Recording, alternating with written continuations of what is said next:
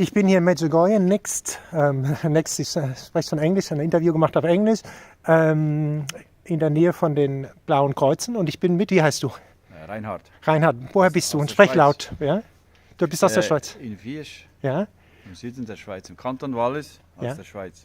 Und das erste Mal hier in Medjugorje? Nein, ich komme jedes Jahr seit 2006. Im Schnitt bin ich jedes Jahr hier. Wow, das ist ja unzählige Mal. Schon 17 Mal. 17 Mal. Warum kommst du immer wieder hierher? Weil das ist hier meine zweite Heimat. Ja?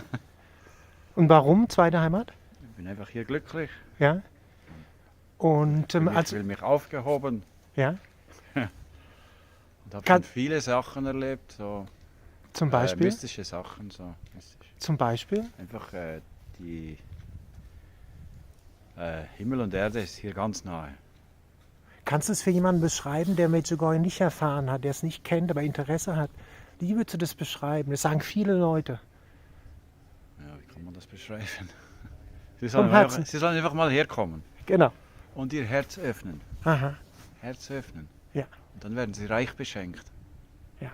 Und alle Zeugnisse, alles vergessen von den anderen Pilgern. Weil Gott kennt jeden Einzelnen, jedes Härchen von jedem und weiß, was jeder nötig hat. So. Und was ist bei dir passiert, wenn du sagst, hier sind mystische Sachen passiert? Was Ich ist war, passiert? ich war sehr krank. Ja. 25 Jahre hatte ich Bandscheibenschäden. Ja. Und jetzt später habe ich herausbekommen, dass ich schon vor der Geburt traumatisiert war. Aha. Und das Ganze war 42 Jahre lang. Und ich bin einfach dann später geheilt worden. 2006 war ich das erste Mal hier. Ja. Und so ab 2007 waren plötzlich alle Traumas weg. Wie weggewischt. Wow. Ich habe auch von dem Wasser habe ich auch immer genommen am Brunnen. Dann weiß ich noch, das erste Mal waren wir mit dem Gar zurückgefahren und hat mir ein Pilger gesagt, das grausige Wasser musst du nicht nehmen. Aha. Aber das war eben auch, das hat auch Heilkräfte. Aha. Und zwar für Knochengeschädigte und psychisch Kranke. Und ich war beides. Aha. Und das war beides wie weggewischt. Plötzlich. Wow. Das ist an den Brunnen an der Der Kirche. Brunnen, aber im Moment ist das Abgestellt, klar. wegen dem Gefrieren. Ja. Aber sonst das hat auch Heilkräfte, das Wasser. Unglaublich. Und ich habe auch sonst bei Marienerscheinungen viel erlebt. Aha. Zum Beispiel? Das erste Mal kann ich euch auch gerade sagen. Aha. Ich will nicht so viel erzählen, die sollen selber kommen. Das erste Mal war ich mit einer Pilgergruppe hier, mit Adelbert Imboden, der kennen ganz viele Deutsche auch. Aha.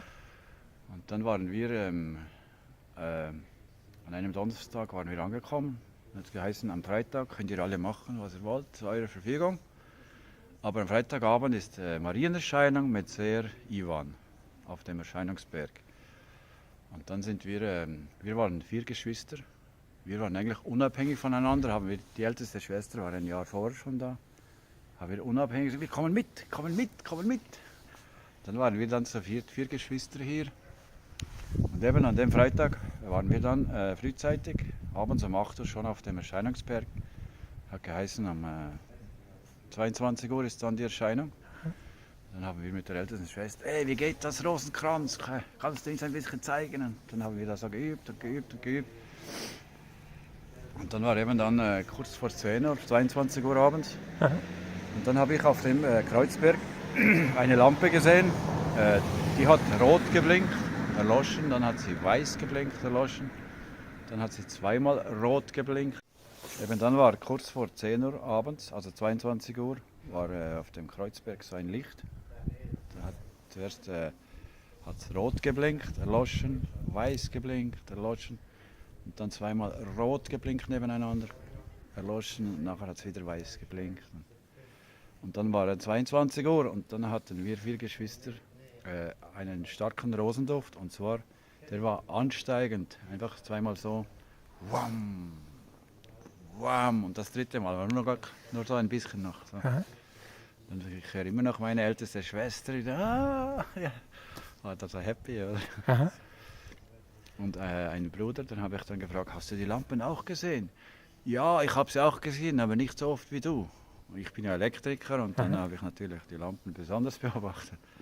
Und wir haben andere Pilger gefragt, habt ihr den Rosenduft auch gespürt? Nein, die haben sie nicht gespürt. Und, so. Und die Mutter Gottes sagt, die den Rosenduft nicht verspüren, heißt das nicht, dass sie weniger gerne hat. Das ist, wir hatten einfach das da nötig. Und dann kamen wir einfach so glücklich vom Berg runter, haben unsere Mutter angerufen, die hatte am gleichen Tag noch Geburtstag, am 23. Juni war das, 2006. Sie hatte da Geburtstag und die war natürlich happy, dass wir vier Geschwister da zusammen hierher kamen, oder? Und die hat doch immer gebetet und gebetet, dass wir wieder in den Glauben reinkommen und so. Und ja, das war einfach die erste. Am ersten Tag schon eigentlich. Wow. Haben wir das schon. Aha. Und es gibt noch ich könnte da jetzt stundenlang erzählen. Erzähl eine andere, das ist spannend. Ich denke, Ja, dass eben, das Leute war- wissen, was es hier ist. Okay. Ja. Da war noch meine älteste Schwester, die Ja. hatte so kurze Hosen an und irgendwann hatte sie plötzlich Jesus auf dem Oberschenkel abgebildet auf den Hosen mit der Dornenkrone. So. Wow, Das hat die jüngere Schwester dann gesehen und so. unglaublich. Hey, du hast da was. Und nachher hat sie hat dann eben die Hosen zu Hause gewaschen. Aha. Anstatt, Das zu behalten. ja, ja. Ja, das war ihr nicht so wichtig. Aber Aha. Aber ihr für habt die es anderen gesehen. Ja, für die anderen war es Zeugnis, oder? Wirklich? Wow, Jesus Antlitz abgebildet mit der Dornenkrone. So. unglaublich. Verschiedene so Sachen. Einfach, Echt? Ja? Ja. Andere? Hast du noch eine? Das ist unglaublich, Ja, was für eine Ich Geschichte. könnte nicht mehr. Es ginge noch Stunden. Was dir einfällt, gerade spontan, was du denkst, was für Menschen wichtig Also sein ich weiß es können. nicht, ob ich das jetzt. Ich sage es trotzdem. Also, das letzte war 2015. Mhm. Da habe ich. Ich sage es nur gerade, ich sage nicht alles. Ja, wie Also es da du habe spürst. hab ich einfach in die Sonne schauen dürfen. Aha, Und zwar ohne Sonnenbrille. aha. Und dann habe ich eben Jesus gesehen im allerheiligsten Altarsakrament. Die Hostie war in der Sonne drin. Ja. Das habe ich neben der Kirche Medjugorje habe ich das sehen dürfen. Aha. Und zwar ohne Sonnenbrille. Aha. Mindestens eine halbe Stunde Aha. konnte ich in die Sonne schauen. Unglaublich. Und da war ich, hey, schaut mal, alle anderen. Und da hat niemand, nein, da gehen mir die Augen kaputt. Und alle haben gesagt. Aha. Und das war nur für mich. Aha. Und ich war so überwältigt, ich habe nicht mal hingekniet. Ich war, Einfach nur erstarrt, was du Ja. hast geschaut, erstaunt, oder? ja, ich war erstaunt. Und war einfach bis die Sonne unterging, habe ich da zugeschaut. Aha, Mir kam wirklich nicht in den Sinn abzuknien, weil ich so. klar. Wow. Und nachher, wie soll ich jetzt das sagen? Dann habe ich eben Fotos gemacht. Ich mache immer 3 Fotos. Und Gott lässt das nicht zu, dass man das fotografieren kann. Aber ich habe stattdessen Jesus als barmherziger Jesus fotografieren können. Da war einfach so eine rote Hülle und drinnen war eine Hostie, Jesus war in der Schutzhülle, so sage ich jetzt einfach. Wow. Und dann es war einfach, zuerst war es in der Luft und dann war es unten am Horizont, Jesus. Und die Strahlen waren eben auch abgebildet. Und da war ein Priester aus Österreich, der hat in der Messe gepredigt, das Tor der göttlichen Barmherzigkeit und des Sakramentes der Versöhnung ist weit offen.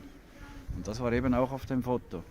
Da war vom Cenacolo, war da so zu Weihnachten war da so ein Theater so. Und dann war wirklich ein Torflügel, war offen, der andere war zu. Und dann, das war so abgebildet. Und dann waren eben die Strahlen durch das Torgen. Und daneben die Kirche, die war golden. Die war goldig abgebildet. So. Nachher noch, später habe ich noch in der Pension gesehen, ein Bild war noch, bei der Mutter Gottes sind so Gitter. Aha. Da war ein Kopf war da abgebildet. Und zwar ein Mann mit Bart. Und da habe ich gedacht, ja, wem muss ich jetzt das zeigen? Und dann war es eben genau der Priester, der das gepredigt hat. Der war da abgebildet. Mit offenem Mund, Aha. Bart Aha. Und dann war ich am anderen Tag zu ihm gegangen, Aha. ihm das gezeigt. Und die waren eben dann abgereist, zurück nach Österreich. Aha. Wir können schon miteinander reden, aber wir müssen im Gehen reden. Aha. Eine Gruppe wartet, wir gehen noch schnell hier, wir gehen eine Patsche da und Aha. dann müssen wir abreisen. Aber habe ich ihm dann, per Mail haben wir dann miteinander noch Kommuniziert.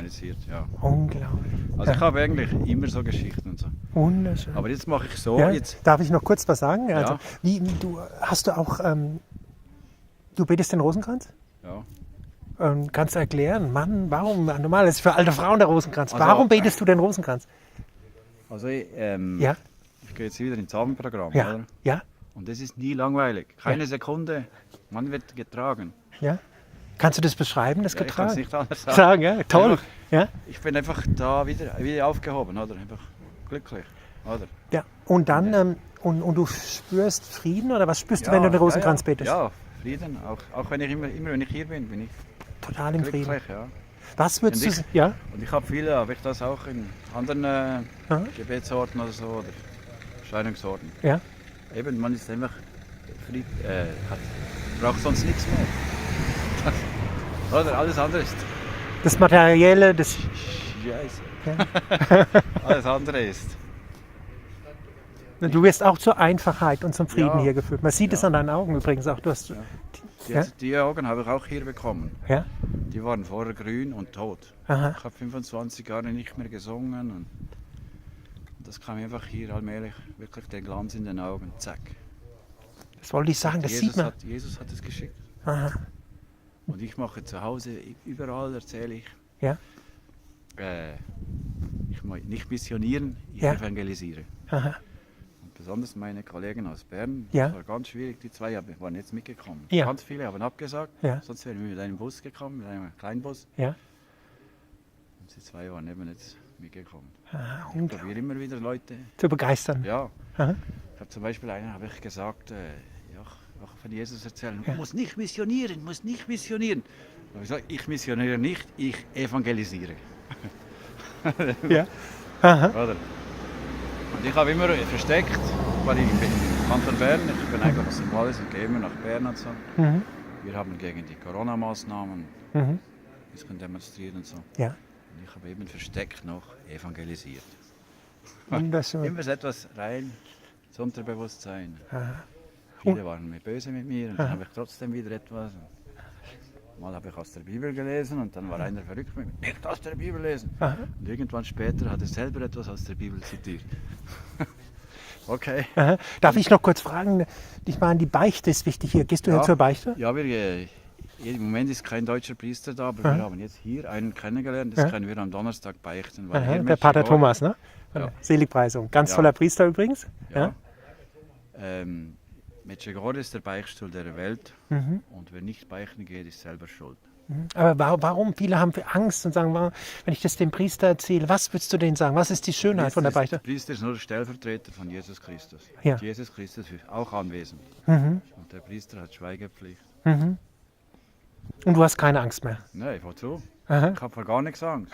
Ich sehe es. Auch nicht Fantastisch. Auch nicht vom Weltkrieg. Ja. Egal, Aha. braucht man gar nicht. Und warum bist du so begeistert? Warum willst du das jetzt evangelisieren? Heißt ja im Endeffekt die Freude, das Weitergeben, was du Ja. erfährst. Was ist da die Schönheit ich- vom katholischen Glauben? Jesus Für dich? will ja das, Ja. dass man das weitergibt. Und Aber warum für dich? Warum bist du so begeistert? Ja. Warum willst du das weitergeben? ja, ich will einfach, dass alle das hier erleben in Medjugorje. Aha. Weil das Das, was dich verändert ist einfach hat. sensationell. Ja. Das ist einfach, es gibt nicht die Worte. Ja. Und fastest du auch? Oder ist es Früher schwer? habe ich das gemacht. Ja. Ich könnte das jederzeit. Mhm. Ich bin mit ganz wenig zufrieden. Sieht man. Ich bin auf der Landwirtschaft aufgewachsen und Ich übrigens auch, ja. ganz einfach. Ja. Ich bin mit ganz wenig zufrieden. Das macht Medjugorje, oder? Diese Einfachheit, Ja, genau. dass man wieder das Einfache schön und das Einfache sieht auch, oder? Die kleinen Geschenke. Ja. Und was würdest du Leuten sagen, jetzt zum Ende vom Interview, ich will dich nicht länger aufhalten, warum sollten die herkommen? mal? Kommt einfach mal her und Ja. schaut. Aha. Eben, weil Gott kennt jeden Ja. Einzelnen. Mhm. Bis ins Detail. Braucht sich auch nicht zu verstecken. Mhm. Ich habe mal eine Kollegin gefragt, kommst du? Nein, das ist mir zu viel, too much, da komme ich nicht. Die müsste ihr ganzes Leben ändern. Ich sage, stopp, nein, ich komme nicht. Oder? Ja. Das müsste alles. Wichtig ist auch, dass man den Stolz abgibt. Wir müssen demütig werden. Und, ja. Dann bekommen wir so ein Lachen geschenkt, oder? Ja. Ja, ist einfach. Und darf ich dir noch sagen, ich meine die allerletzte Frage, weil ich sehe, dass du hast eine persönliche Beziehung zu Jesus, zu Gott, das kann man sehen. Ja. Wie würdest du Leuten beschreiben, wie man diese Beziehung haben kann? Wie kann man den Heiligen Geist hören? Wie kann man diese Beziehung haben? Das ist schwierig. Was kommt vom Einfach Herzen? Bibel, genau Ja. das, was die Mutter Gottes hier sagt. Was sagt sie? Eucharistiefeier, Bibel lesen, monatliche Beichte. Was haben wir noch? Rosenkranzgebet? Ne? Rosenkranzgebet. Ja. 5 Sachen. Und die Fasten. Und Fasten, genau. Und Fasten, ja. die 5 Ja. Steine von Medjugorje. Ja? Aber nichts unter Zwang. Vom Herzen. Ja, alles aus dem Herzen. Gebet aus dem Herzen. Alles aus dem Herzen. Und was passiert dann? Man kann dann Gott irgendwie wird erfahren? Ja, man wird verwandelt. Ja. Und zwar nicht negativ, sondern und was man sich auch noch lernen muss, dass ich einfach Jesus übergebe. Und du machst das und nicht, dass ich selber. Da bin ich noch am Lernen. Ja, ich auch, wie immer, die ganze geht weiter. Ne? Und dann wirklich, ganz wichtig, Stolz weg. Wir müssen demütig werden und wir erfahren so viele Gnaden. Und Gnaden sind geschenkt. Aha, Können die nicht verdienen. aha. Das ist Geschenk Gottes. Wow. Und ja, das reicht vielleicht. He? Ja, wunderschön. Man sieht es an deinen Augen, dass am Ende dein Lachen, dein Lächeln sagt alles. Ganz lieben Dank für dieses wunderschöne Ja, Interview. bitteschön.